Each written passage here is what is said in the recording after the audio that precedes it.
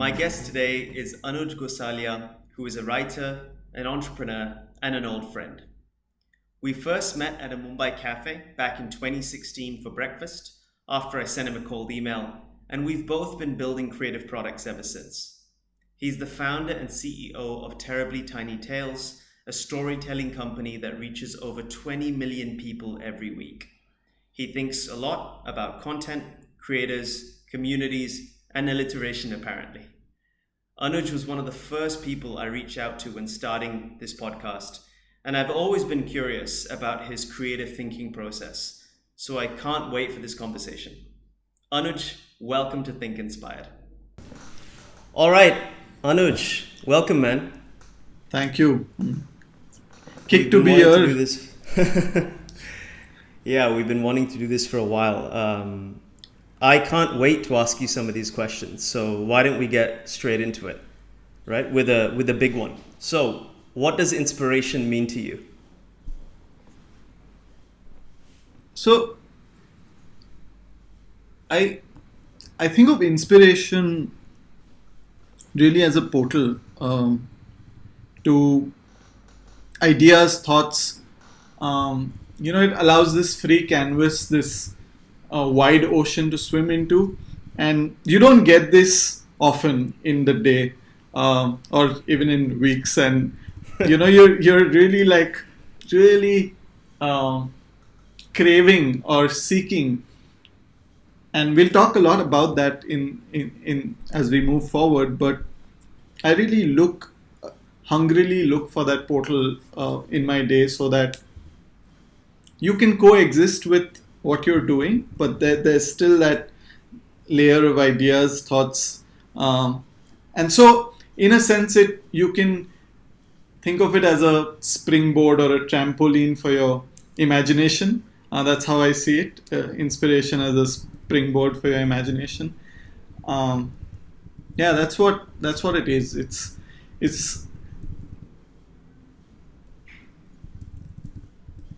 It's an escape from conscious action. Yeah. Beautiful. So I think it's a great start. We're a few minutes in. I think we've already used like 1, 2, 3, 4, 5 metaphors for inspiration. Portal, trampoline, springboard, wide ocean. And I think there may have been one more. But yeah, I couldn't agree more. So tell me, is the portal always open to you? No, man. It's a struggle to access it. I mean, there are days, weeks even, when you're looking to be in that state, right? Because it gives you some amount of urgency, creative energy. It pushes you to kind of take that hazy idea and build onto it and move with it. So yeah, I don't find it easily enough, and there are a bunch of things that I now have learnt to do to come closer to finding it. There's still no easy answer to find it, but yeah, now there are some tools which we can speak about. Yeah, that was going to be the next question. When you're uninspired, what do you do? What are the rituals? What are the tools? What are the practices, if any? Love to hear them. So, things that work for me, right? So when I'm going to speak from me as a writer lens and less from the founder CEO perspective, but just as someone who loves the creative journey. So I think the most humbling and the most foolproof way has been to stare at a blank screen. So I mean, I do a bunch of things, right? I go for walks. I do yoga. I love hot water showers, and just kind of a long shower that makes you switch off from one role. So anything that breaks one role is usually an entry point into an inspired state. Uh, so I try and create those. I could play, like, I have a softball at home and I just bowl to a wall, and I play cricket to a wall, and so all sorts of silly things. But I was reading this on Twitter. Someone wrote a thread on a writer at a commencement speech, and he was asked to come and speak to the batch. And so this writer comes, and there's 200-300 students eager to learn. You expect him to speak for 30-40 minutes about the writing process, and so he's there, and all these students are waiting to listen to him. And the first question is, how many of you in this batch want to become writers? And it's a MFA batch or something, so everyone wants to become a writer. And so 90-95% of the students raise their hand. And his next line is, go home and write. And that's his speech. And he goes back and it's like, go home and write. And so we could speak a lot about ways to come closer, but nothing is more humbling, nothing is more purposeful than sitting down and writing. So eventually I get to that. So all these meandering ideas are a way to sit and not move for 20 to 30 minutes. I think it takes me about that much time to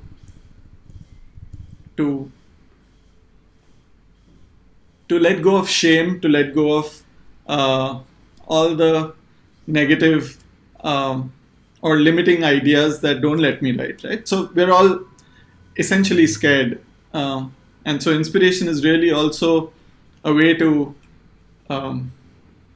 move beyond fear.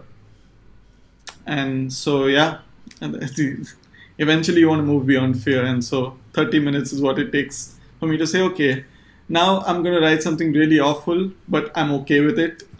I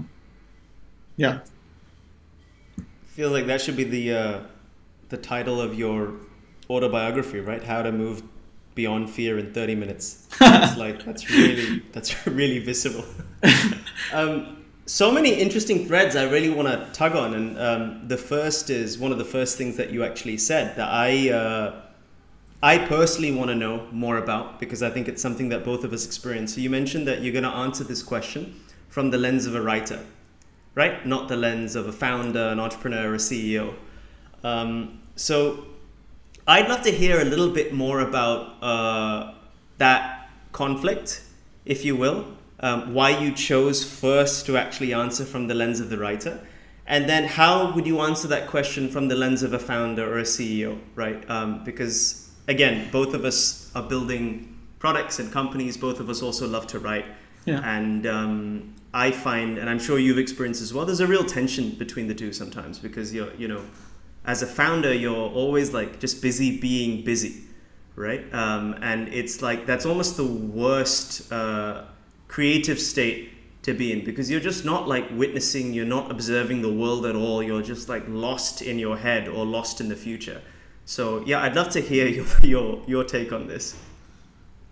That's a great question, man. So I've struggled with this for so long. I can't tell you. Like I started TTT as a writer, and in fact I started TTT as a response to failed business ventures, and so it was a way to recognize that maybe writing is something that I enjoy more and should build out whatever career in writing. It could have been as an advertising writer, content writer, I don't know what. But so TTT was actually an anti-business idea, and it over time did evolve into becoming a large community, and then which got monetized, and therefore it took the shape of a startup and a business. And then, of course, once you find a little bit of fuel for a business idea, you obviously want to make sure it reaches as many people. And And so I assumed that role, and so the writer kept receding, and then until the creator economy and everything around that became popular, I think all the signals around, from the VC ecosystem to even people who run businesses, I think everyone was like, "Hey, look, you got to choose one. Right. You know, you can't be a creator and a founder, and you can't." So, those are two distinct paths, and they'll always be at conflict. And I sadly bought into that until the last few months, where I realized that my creative energy really fuels my founder energy. And so for me to be personally creatively fulfilled is extremely important, um, to do well at business or to build successfully. So, with words, I can write stories, I can make products, and I can build companies. So I want to use the written word because that's how first I find myself, right? So I've always used words to kind of deconstruct my own head, and otherwise it's chaos. And only once you write some of it down, you go like, "Hey, look, I know a little bit of the world. Uh, Everything else is just lumps of information, especially today, right?" So yeah, a few months ago, I was very clear that, look, I definitely want to continue writing. I could be writing about work, I could be writing about what we're building, but I don't want to stop observing. I don't want to stop looking outside of, because it's very easy to become a little pond when you're running what you can, like you said, it's so hard to zoom out. And projects like what you're doing here with the podcast, what I'm starting with a newsletter. It's called Creator Land. So kind of want to explore the creator economy through it. So it'll evolve into a podcast and many other things, which I'll obviously speak to you about separately. But yeah, so that's really now my, like, hey, look, express and then use that energy to kind of lean into the business. Because I think if you're buoyant, if you're inspired, then everything else becomes easier. So why take away the tension? If you have the creative energy to do both, then you're not choosing. So I'm in the state of not choosing. I'm saying, hey, we'll do both. Buoyant is such a beautiful word that captures that state. Wow, I feel I've personally figured out so much just listening to you there, because I'm exactly the same. I find that my worst phases as an entrepreneur, not necessarily in terms of results, but oftentimes in terms of results as well, is when I'm just like constantly hitting a wall that I feel like more quote unquote building or more quote unquote entrepreneurship will solve. And it's not the case at all. It's just like, you have to go within yourself. And I think that there's so many parallels in both of our journeys. Like, I also didn't start Haiku Jam or Inspo with a business hat on, right? It was like, okay, life is too tough right now, and I need to write some poetry with a friend in a cafe, right? That was the energy from where so nice. all of this started. And it just so happened that it would make for an interesting product and even interesting business and platforms to come. So I think it's really it's rejuvenating to go back to those origins. One other thing that I found that's really helped is realizing that, if you abstract away just a few levels, you'll realize that these two worlds are not so different, right? Ultimately, it's all just manifestations of storytelling. And we had this call a few months ago as well, right? We were just talking about like business storytelling. It was a really hardcore. How do you build like the building blocks of a business narrative? But whether it comes to like whether you look at a tiny tale or a novel, that's also like there are building blocks there. There are like creative ingredients that are synthesized to move to someone, to move people into action, or to move people into feeling. So Yeah, I found that it's definitely important to invest in your creative self, and also see that these two worlds are not so different. And you're absolutely right. I bought that Kool-Aid for a while as well. That like, you can't do both. Especially like my issue is that once you've raised money and things like that, you feel that's not a responsible use of time, right? Like every minute of your day needs to be going into the mission and the project, and I feel like it's just a sad way to live. Yeah. Yes, I mean, creating is what led to, again, in both our cases, the birth of the first ideas that became much larger businesses. And so you're essentially taking away that energy and saying, hey, look, we're gonna, I don't know, become operational and very, very robotic. And so there was that loss for me too. So I want to switch gears a little bit, but also tap into something that you've just said, which I find fascinating. So when you started TTT, sounds like you were in a space of vulnerability, right? Maybe even like self-doubt that, okay, I can't do this business thing, or maybe something hasn't worked, and then that's the energy that you were coming from, and so much has happened since then. So the question is, how conscious are you when inspiration strikes generally, and specifically for Terribly Tiny Tales? If you could tell us a little bit about the inspiration for that, that would be super interesting. Yeah, sure thing. I'm going to quote a very cheesy Dharma Films dialogue from this movie called Kabhi Alvida Na Kehna. And lovely. It was a very cheesy line where Rani Mukherjee is looking for this idea of love in her head, which is romantic and what she's read in cheesy novels and in bad Hindi films.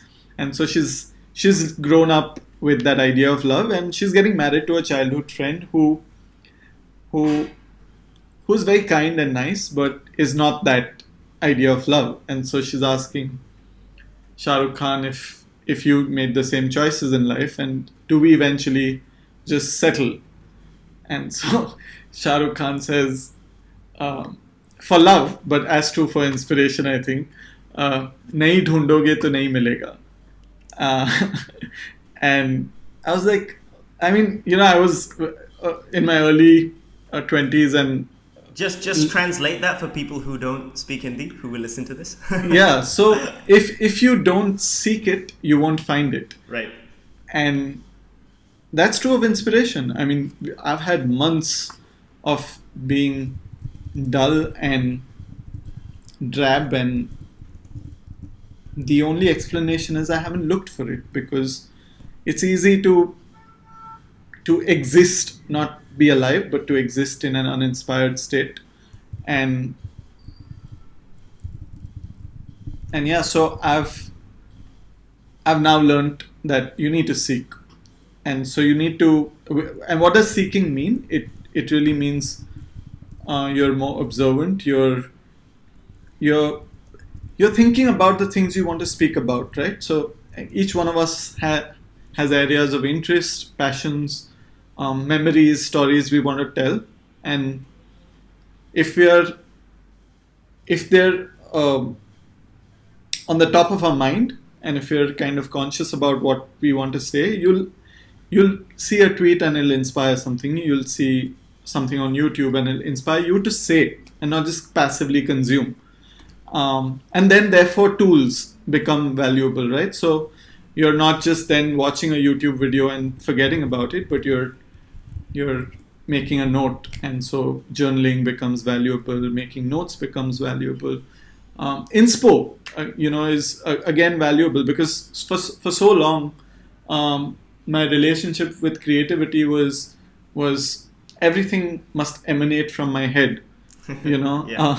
Everything is a function of my imagination and nothing else. So everything needs to be incredibly original, but the truth is nothing is. and everything is, right? So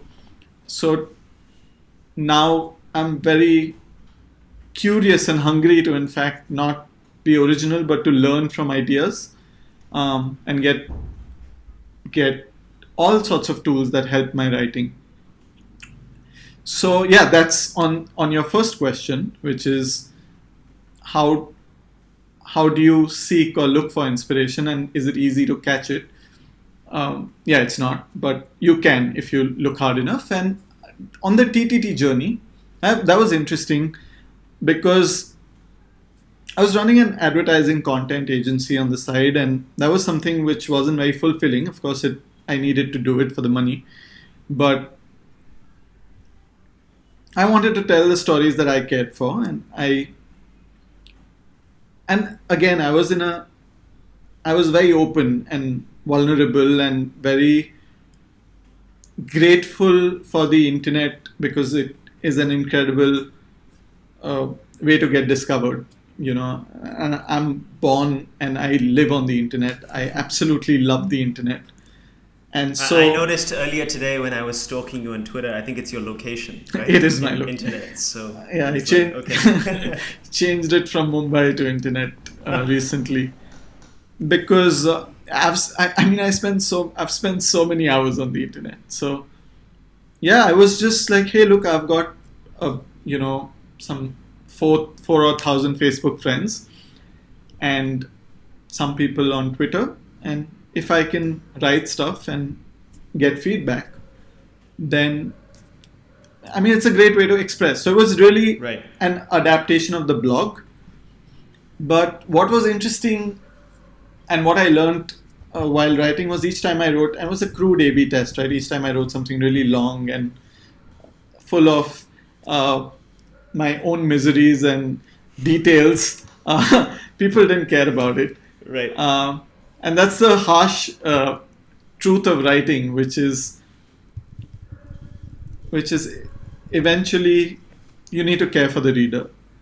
So not in the beginning. You need to write first for yourself and for one person, if at all. But once you're done with it, I think you need to care for how people are going to receive it. So I wrote these lengthy pieces, got nothing, like 4 likes, 5 likes, 7 likes, all close friends. And then each time I wrote something pithy and 4 lines, 3 lines, it was like 60 likes, 70 likes. It was a crude way to figure that either my long form writing sucks or people don't have the time to read. And perhaps it was a combination of the two that led to the birth of TTT. Yeah, so it was just like, hey, look, let's tell stories that were easy to consume but hard to forget, and package them in a way that become distinct and memorable and kind of separate us from just text. So that black background and white text and all of those things came into play, and we were the first, if not the first, pages to even use image as text. So it was really on the feed, it would pop out, and yeah, that just became a thing. Incredible, man. Just out of curiosity, have you been back to some of those early pieces or posts I have recently? I have. And some of them stay, actually, because again, there was just so much intention and effort to make them not be specific to a time, and so they weren't in. Now a lot of the content we write, it's strategic, of course, but is to engage. But that was not designed to engage, so it stays for longer. Do you? I'm curious. Do you find yourself going back to that origin story whenever you're getting stuck or hitting walls with the business? Certainly at a feeling level, right? So not right. Yeah. So at a feeling level of, look, we from having no community, no audience. So each time you have to get to a place where you're building 0 to 1, you have to remember that you've done it. And so whether there was fortune involved, timing involved, everything comes to play.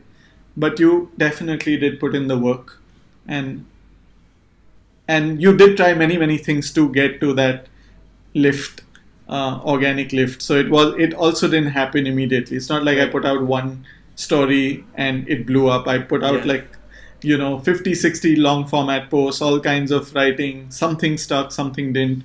So it's a lot like now when you want a product to be loved and to when they say make something people want, it's you don't just land on that.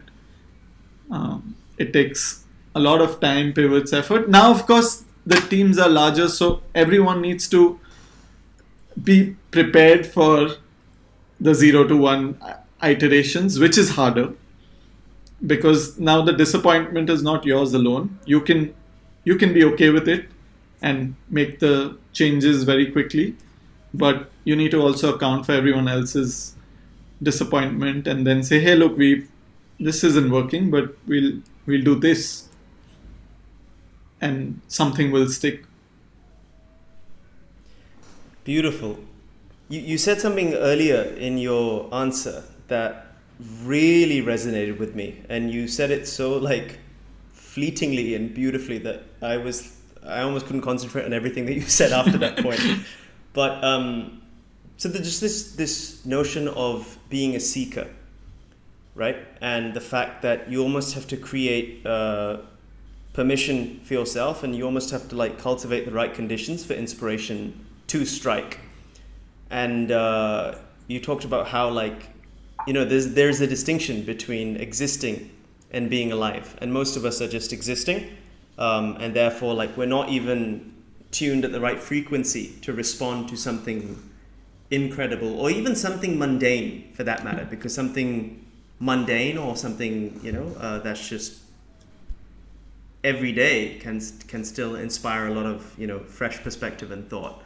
So and then you actually sort of segued into the tools and how suddenly the tools become valuable.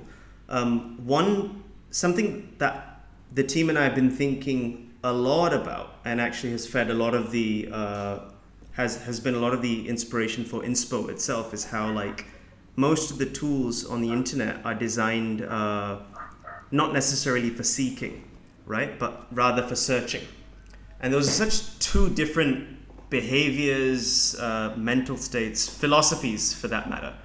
And now it feels as though there are millions of ways to search for answers, but actually most people are not necessarily searching for answers, they're just seeking meaning, right? Yeah. And it feels as though now we need to start building for that, not necessarily to get you to complete clarity and complete information, even though there is a lot of asymmetric information. I'm not denying that. Feels like we need something that's just a little bit more meaningful. Yeah, that's very profound and very hard to build, of course, and yeah, very hard to also embrace, because it takes a little bit of the stepping back, because we're also plugged in. Yep. That, I mean, for me, a large part of my day, I would say, and that's where the creation and the inspired state is so meaningful, because it takes you away from information. And so really right. This, seeking is anti-information almost. And we are so used to not being in that state, or at least my mind can't coexist. So, I know so many other incredible creators who are in this, who can be on Twitter and then come up with some incredible tweets and then shift context and be just amazing at everything, and I just cannot. And so for me to come up with one meaningful insight takes me a significant amount of distance from information, and so it's anti-seeking, it's anti-information. Seeking is anti-information. So just to push on that, here's another perspective, because I feel I used to also feel that when I'm in, let's say, a creative state, it's definitely not a state of consumption. It's definitely not a passive state. It's a much more like observant state. And I used to assume that like the stuff that I consume, for lack of a better word, or like embrace in that state, it's not information. It's not like the stuff that I'm normally looking at or reading. More recently, I found that there's quite a beautiful nuance actually, that when you are seeking, I find that it almost like synthesizes information into something else, right? Like take the weather, right? On a normal day, you may not even notice or appreciate it, and it may not even be, intrinsically remarkable.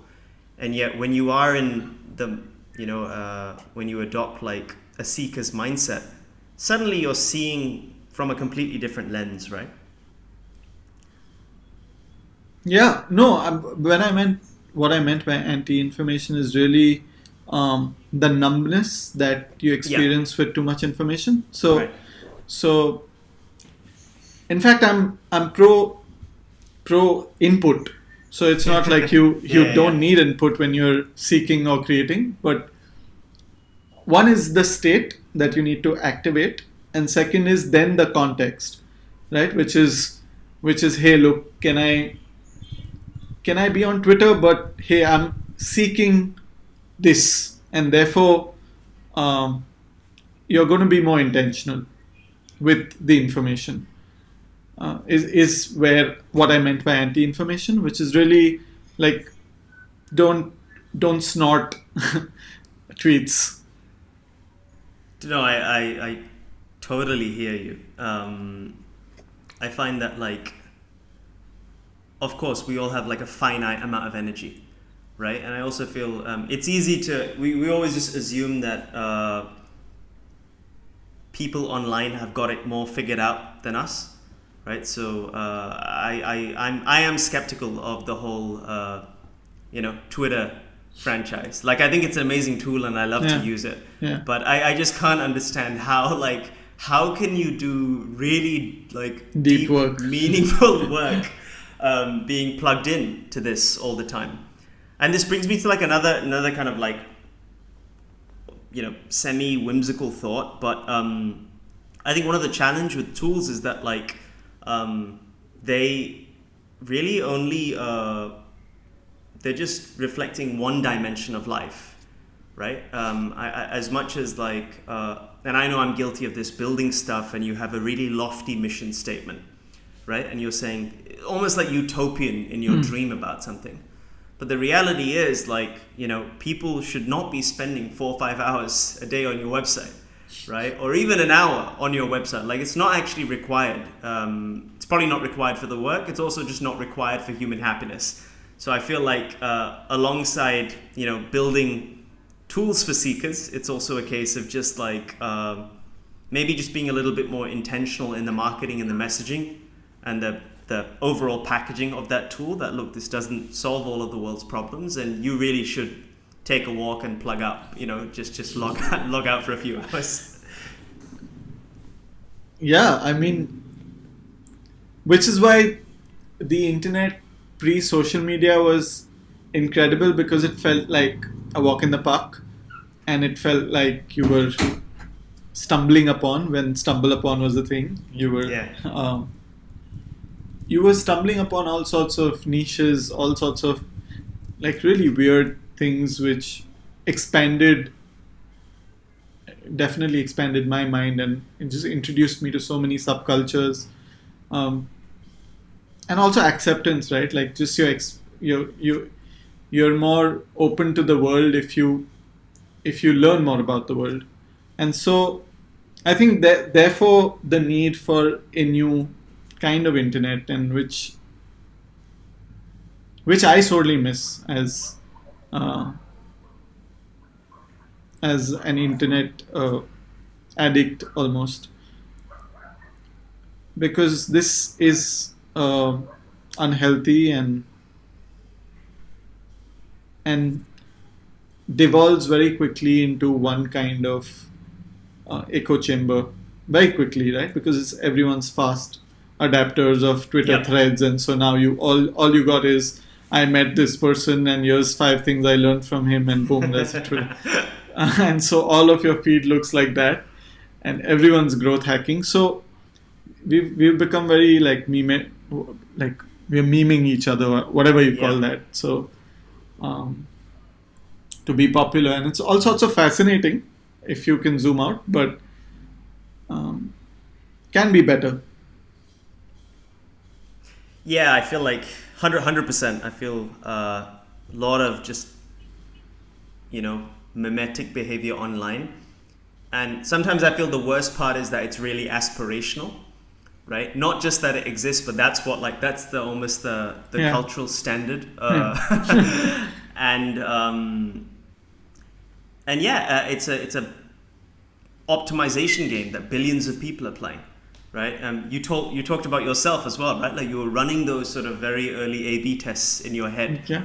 which is so natural because all of us like we want to perform to some degree and put good stuff out there. Yeah. But I feel like it's just so refreshing now when you happen upon a website or a piece of content or a book that's like unapologetically unoptimized, Absolutely. right? And it's just on some like forgotten corner of the internet. Like one of these corners for me recently has been Gregory David Roberts' blog, right? The author of Shantaram. He has a blog. Yeah, and it's incredible. In fact, I don't even know if it's still up. It was up on one of his earlier versions of his website, and I remember a few months ago, I just, again, literally stumbled upon it. And he'd written this incredible, like, long-form blog post about lockdowns, right? Because he's had a very unique experience of being locked down. He was literally, like, in isolation in maximum security prisons around the world. So he had this incredibly like beautiful perspective on like how do you navigate a lockdown, right? Mm-hmm. You're physically like really restricted, and it's important that you keep your mind alive and your soul. That you're connected to your soul as well. So it was just this beautiful post, and I felt like I was perhaps one of like maybe 50 people who have read this just because it wasn't like SEO'd well enough or whatever.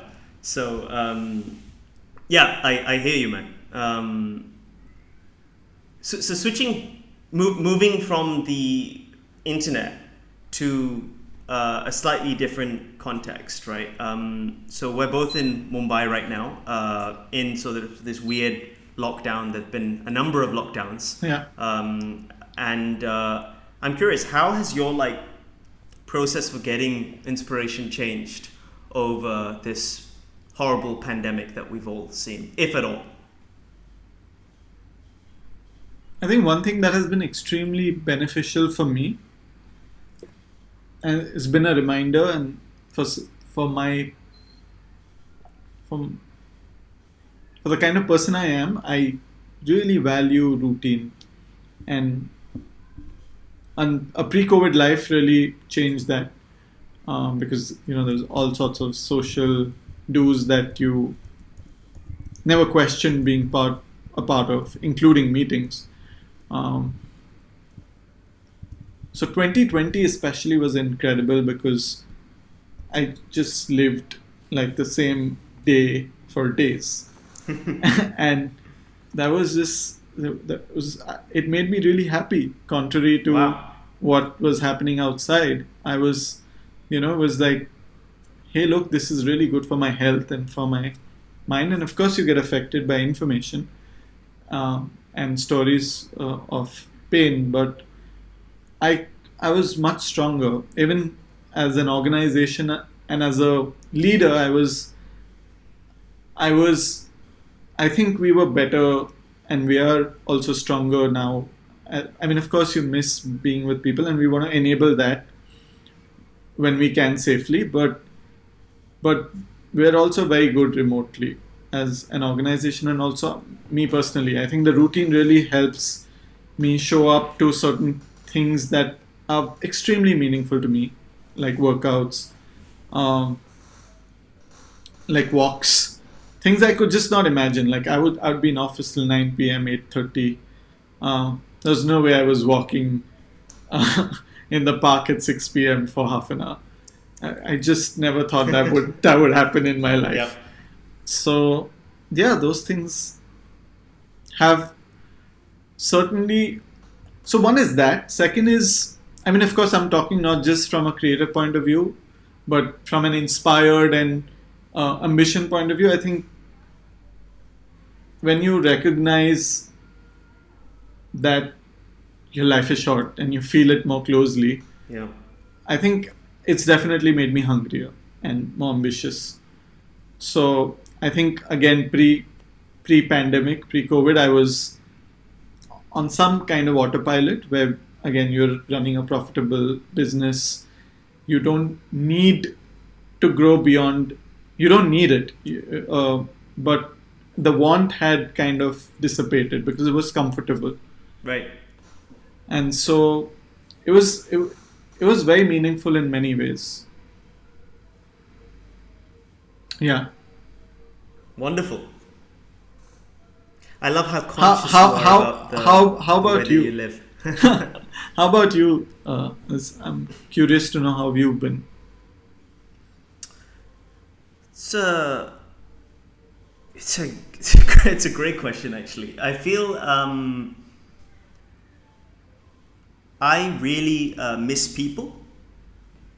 Right. I think that's how I'd summarize the last year and a half. I really miss people and just a few a select handful of like experiences in the physical world.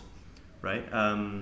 I love your perspective on it because I feel that it's taught us so much about, forget about just work, and it's taught us about life, right? And it's been shone a light on our values, our priorities, and very simply how we manage our time, right? So I'm completely with you in that. Like even before it's interestingly, even before COVID struck in India, for the last like 2 quarters before it actually landed here, at least in the newspapers, we were running like remote work experiments because we realized that we need to start hiring in different locations, and we were already like a semi-remote company. Nice. With the kind of process and protocols in place. And then COVID happened and we're like, okay, fully remote. We actually let go of our office as well, just because it just didn't make any sense during what was happening. So I feel like I absolutely unlocked a lot of time that I had no idea like I even had access to or had the privilege of at all. So that was great. But I feel like I really do miss in-person conversations, like stopping in a cafe on the way to work in the morning and just reading like fiction for an hour before the world like opens up. So you do miss those experiences. I guess it's also been a little interesting because I've been like in between countries a little bit. I was after the first lockdown, I was just in an apartment on my own here for so long, and I was just getting quite down.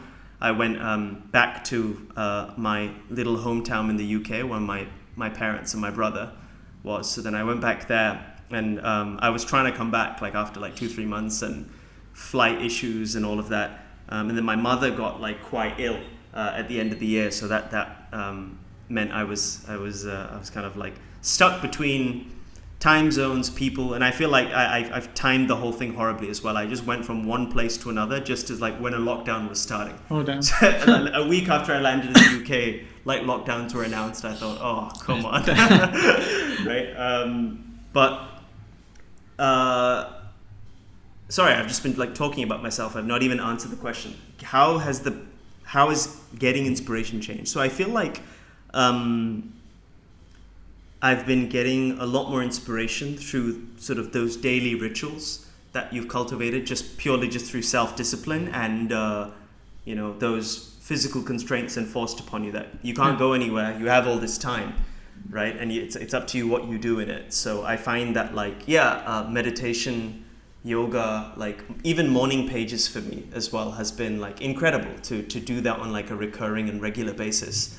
And then I think just being more conscious use of the internet. I think when I was like in the old world of like, physically, 2019. digitally, hybrid. I feel like I was a lot less conscious of how like I use my phone, how I use the internet to consume information, to be creative. And now I find simply because like it's so easy to spend your whole day glued to your phone or your laptop or your iPad just working. Yeah. And how bad you feel after that, you sort of run that check on yourself. So yeah, but I was honestly truly inspired by your answer, because I feel like there's a lot of doom and gloom when it comes to this. Like I include myself included. I felt like the process has changed, and not necessarily for the better. But I always love it when people say it's actually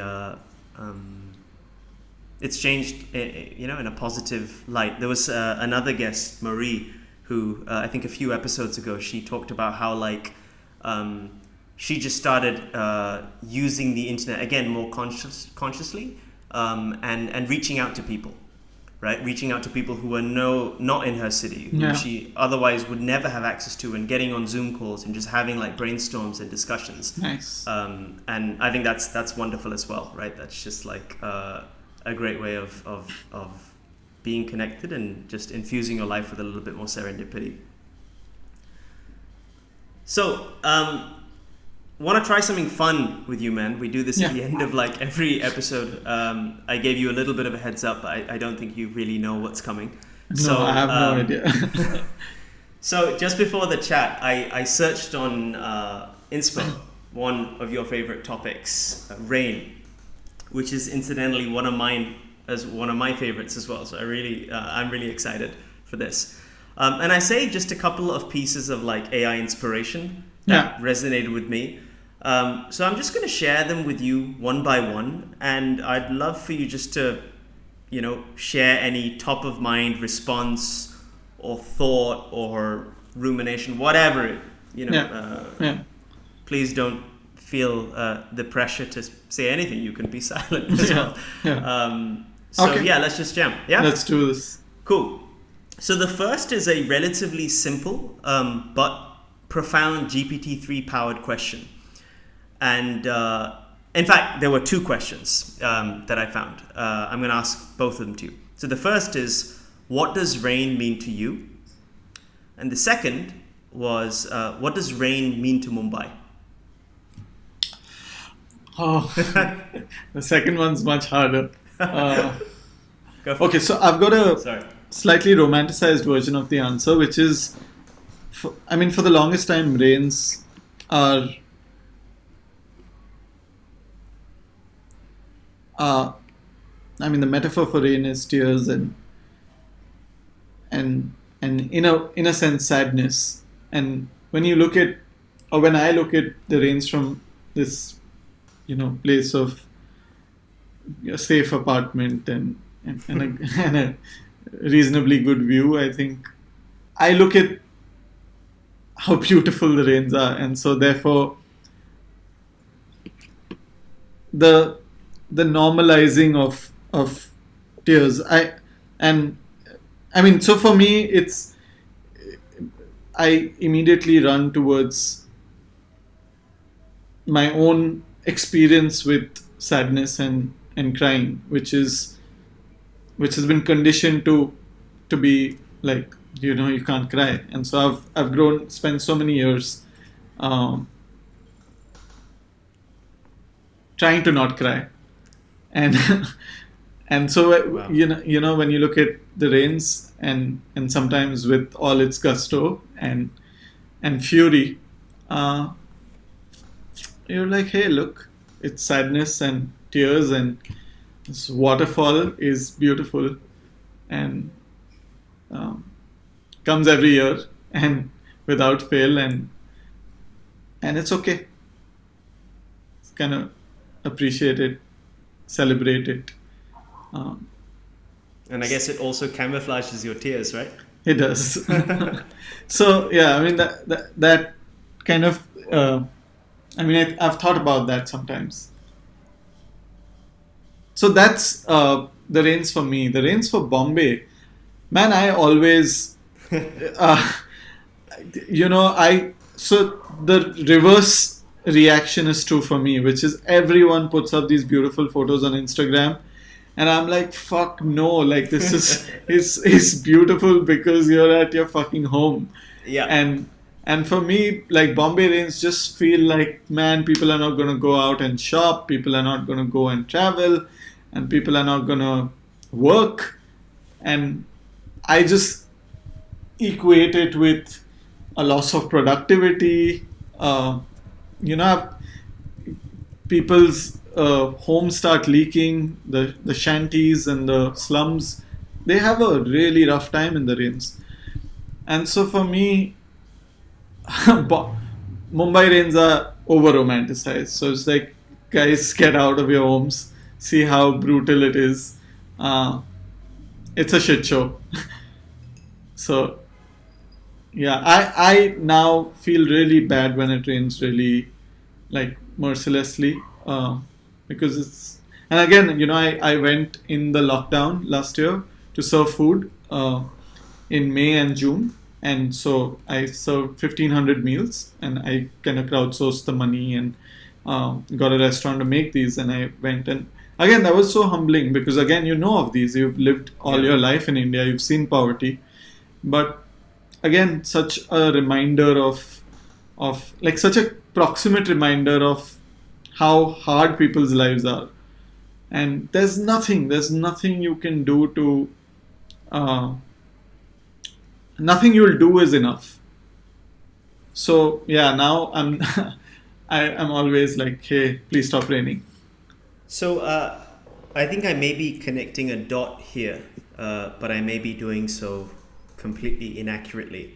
Correct me if I'm wrong. A few weeks ago, did you write something on Twitter about privilege, or have I made that up? Well, I have written about it, but not a few weeks ago. No. Okay. No. Anyways, I'm pretty certain it was you, and I may be just in a time warp of my own, so I don't know when it was. But the only reason I raise that is because I find that during the rains, this theme seems to almost resurface, right? Of just like privilege in the city. I remember in my first move to Mumbai properly in 2017, and first year or two really romanticizing, right? Because it was beautiful. It was like, wow, you just in England it's raining all the time, and yet it's this horrible half rain. Yeah. Right, where it's rain that really lacks conviction and lacks self-belief, and this is like rain. Yeah. And I remember, I think I posting on social media, talking to friends, and I was really attacked. They're like, it's so easy, right? Like, you've lived in England, you're here living in a comfortable place, right? It's just not affected your life at all. So it's easy to sit and drink chai and write poems about it, right? Looking outside the window. But the reality is really, very different. Of course, there's a ton of nuance around this. So I'm not painting one against the other. I think, if you can't do anything about it, it's okay. You can enjoy it. It's totally cool. But just now, what is a thought that definitely pops up? It is this for Bombay. Yep. So. No, wonderful. Thank you. So let's continue with this theme of just a last couple of GPT-3 thought starters. So I read two that were coming from a very similar space. So I'm just going to read you them both, and I'm curious to see how you think about them. So the first was, rain has a voice. If you stand out in it, you can hear it. Wow. Okay.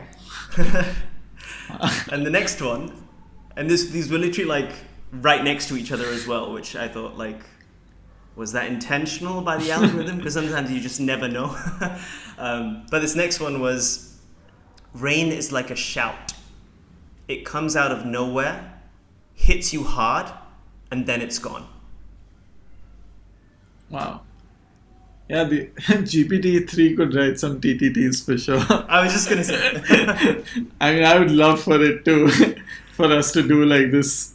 Let's do it. GPT-3 stories. Yeah, let's do it. I'm up for it. We could run like a month of like you get one GPT-3 story every week. Oh my God, this is amazing. Literally an idea gem. So yeah, great. We'll do that. Let's park it for a second because I can't wait to hear what you think about. Oh my God, that is as well. Oh my God, the first one was so profound. My God, rain has a voice, and if you stand in it, you can hear it. Yeah. Oh my God. Oh, jeez. Yeah, it says so many things. I mean, just at an abstract level. It talks about, again, the same thing, your relationship with rain, because each one will listen to the rain very differently. And you got to, and what is also beautiful is you got to stand in it to hear it. And so you can't be sitting in the comfort of your home and talking about it. You got to stand in it to hear it, and that is why this is so profound. Because go ahead, get drenched and romanticize it, but like you got to stand in it, and of course then you can take it to all sorts of metaphorical levels. Yeah. And it's open for every kind of interpretation. So beautiful, love it. What a lovely response! Thank you. That was great. I've been making notes as you've been talking. It's beautiful. So cool, man. This was so much fun. Last question / request. If there's anyone who has inspired you recently, would you like to give them a shout out? Because oftentimes in life, I feel like so many people, situations, and things inspire us, and we just keep it to ourselves, or like keep it within the confines of our journal, right? Or a TTT lost somewhere on Facebook, right? So if there's anyone, would you like to? I mean, not that he needs much of a shout out, but I think he comes to my mind only because of this topic. And I don't know if you follow Rohan Joshi on Instagram. I don't think I do. I should. You should, because he's incredibly observant and really funny and also very kind. So he's got this very special combination of pulling you into his world, but with humor and kindness. So shout out to him for sure. And and genuinely, not because I'm on this, but for your mission. So more than you, for your mission. I think what you're aspiring to do is extremely meaningful, very ambitious, fraught with a shit ton of challenges that I'm sure you're aware of more than me. But it just is inspiring when you meet fellow founders with lofty missions, because it makes the journey so much more enthralling. So that is definitely inspiring. Dhru, you frozen? No, okay, you're not. Yeah. So kind of you, man. Thank you so much. I feel like in many ways, I feel although we haven't met a lot, I feel like we've almost grown up together. Yes. A little bit, just because of our journeys. You're on mute. Yes, and our timelines and everything. Yeah. So I don't know if you remember I remember reaching out to you. And we met in... What was it, like 2016? And in fact, this was on my mind as I was just planning for this show. Do you remember the area? We met for breakfast somewhere. Do you remember where that was? We met in Warsaw at Quench Cafe. Oh! It's right below my home. Amazing. I knew it. I knew it was near your house because at that point in time, Mumbai was a new city for me. So I had no idea which area we were in. I just like took trains and took cabs and like just hope for the best. But I remember that conversation because it was the early days of Haiku Jam. I guess early days for TTT. of TTT. Yeah. And yeah, it's been amazing just like watching you grow and build since then, man. So thanks so much for doing this. This Thank was you. really Thank inspiring. you too.